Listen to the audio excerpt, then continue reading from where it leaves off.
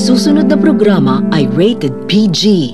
Ito ay nangangailangan ng patnubay at gabay ng magulang para sa mga batang manunood.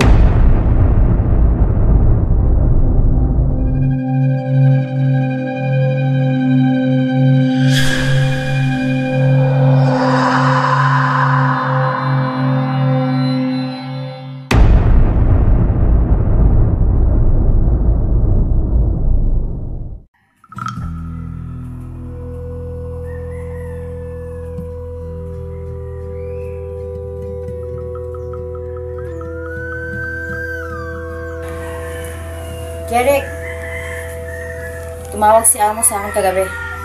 Bakit daw? Nangangamusta. Nangangamusta lang naman pala eh. Nagtatanong siya kung kailan tayo babalik sa trabaho natin. Ano yung sinabi mo sa kanya? Sabi ko susunod na linggo. Pero gusto ko na tapos ang trabaho na ito. Bakit? Nababagot ka na ba? Hindi naman sa ganun. Pero parang ayoko na ng ganitong trabaho eh. Kaya gusto ko na itong tapusin eh. Kasi ito na yung huling trabaho na gagawin ko na papatay ako ng tao. Seryoso ka ba, Melissa? Titigil ka na? Seryoso ako, Jeric. Kitapusin na natin to. Hindi pwede. Nasa bakasyon pa kasi ako ngayon. Asan ka ba?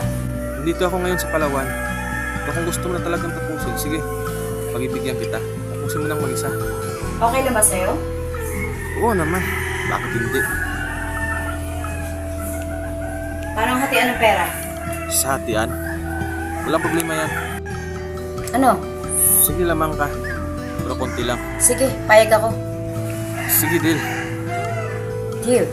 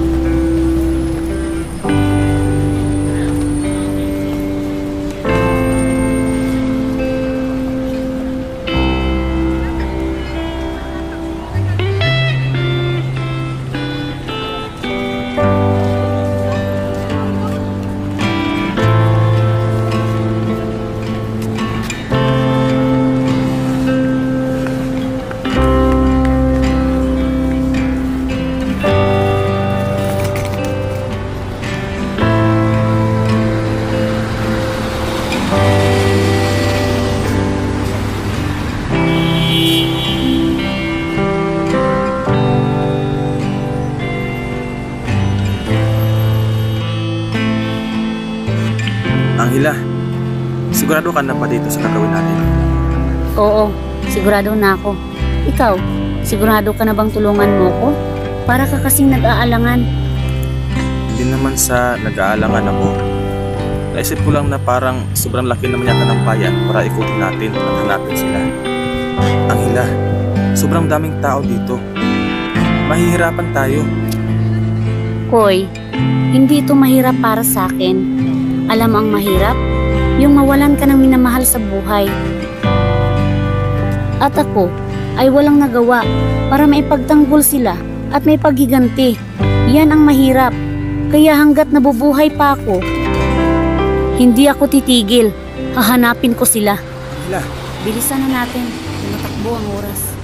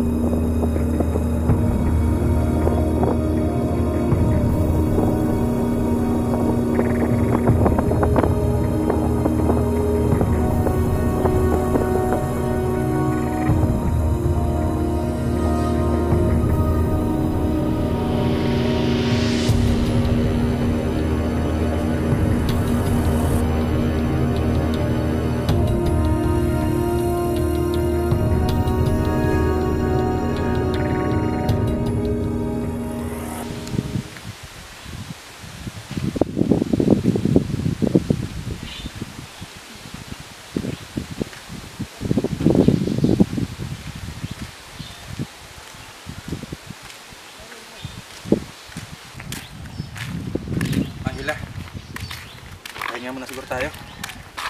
Sige. Pero saglit lang. Sige.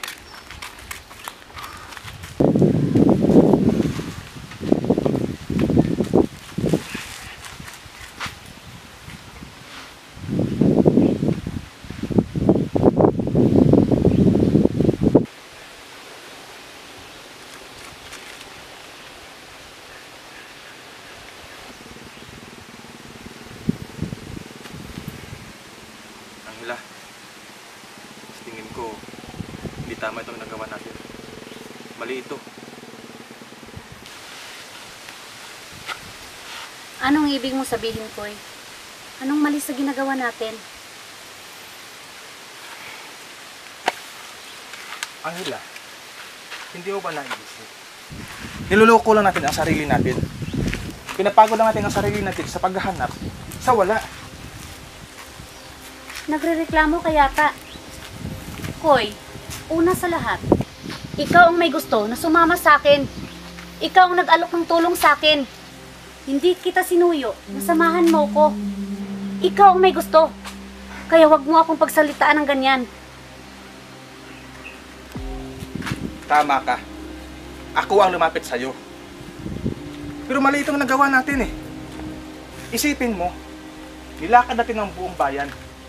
Ilang oras tayo naglalakad. Inikot ang buong bayan. Tapos ano? Wala. Dahil mali eh. Kung sa tingin mo, mali itong ginagawa ko, sana kanina pa, ay hindi ka na nagpatuloy. Sana iniwan mo na lang ako ng mag-isa. Hoy, kaya ko ito. Kahit ikutin ko pa ang buong mundo para mahanap sila, gagawin ko. Angela, hindi mo ginagamit ang utak mo. Ito ang ginagamit mo kaya ka nakakaganyan. Nagliliyab ang puso mo sa galit, Angela. At hindi ka makapag-isip ng tama. Hoy, huwag mo akong pagsabihan ng ganyan. Dahil ginamit ko rin ang utak ko. Kung ginagamit mo ang utak mo, sana alam mo kung saan ang mali sa ginagawa natin. Isipin mo, paano kung ang taong hinahanap natin ay wala sa bayang ito, nandun sa kabilang bayan? O sige, sabihin natin na nandito sa bayan ito. Pero Angela, sobrang laki ng bayan. Sobrang laki ng bayang ito. Paano kung habang nandito tayo ay nandun sila? habang nandun tayo ay nandito sila. Ano natin sila makikita, Angela?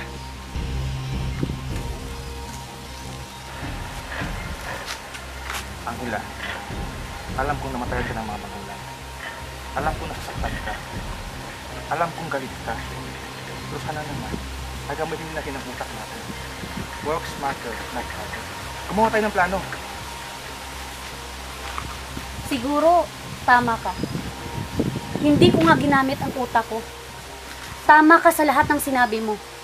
At dahil sa sinabi mo, ay alam ko na ngayon kung saan ako nagkamali. Oo, hindi ako nag-iisip. Dahil ang gusto ko lang ay makapaghiganti. Pero mali pala ako. Dahil sa hindi ko pag-iisip, napagtanto ko na malabong mangyari ang paghiganti na ninanais ko. Masyado na ako na-paranoid. Masyado na ako na-blanko. Masyado na ako nagmamadali sa paghiganti na gusto ko. Uy, sorry. Naiintindihan mo naman siguro ako, di ba? Oo, Angela. Naiintindihan kita. Uy, pakiusap. Tulungan mo ako. I-guide mo ako sa kung anong dapat kong gawin. Pakiusap.